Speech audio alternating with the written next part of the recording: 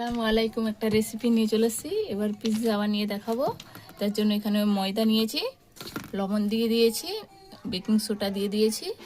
এইটাকে অল্প অল্প করে পানি দিয়ে ডোটা তৈরি করে নেব, দিয়ে পিৎজা বানিয়ে দেখাচ্ছি। ডোটা বানানো হয়ে গেছে, রুটিটা বেলে দেখাবো।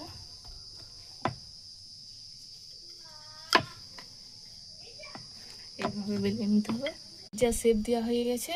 এইভাবে কাঁটা চামচ করে দাগ দিয়ে দেবো, তাইলে হচ্ছে ফুলবে নি। খুব এইভাবে দিয়ে দিতে হবে পুরোটাই, নাহলে ফুলে যাবে পিৎজা।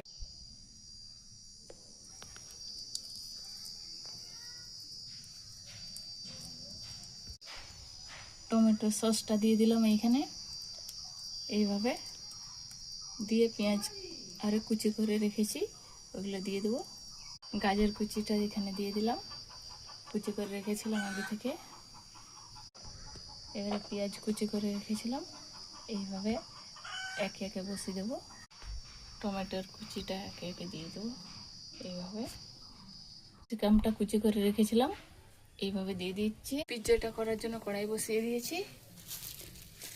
চিজটা দিয়ে দিলাম এখানে, এরকম করে গ্রেটারে করে গ্রেট করে নিয়ে এইভাবে। পিৎজাটা বানানোর জন্য অল্প ঘি দিয়ে দিলাম, অল্প পানি দিয়ে দিলাম, পুড়ে যাবে এই জন্য। দিয়ে পিৎজাটা বসিয়ে দেবো। এবার ঢেকে নেব 10 মিনিটের জন্য। এখানে পিৎজাটা বসিয়েছিলাম, পিৎজাটা হয়ে গেছে। এবার উঠিয়ে নেব। টাইম করলাম, জানিনি কেমন হবে। এইবার একটু কেটে দেখাই।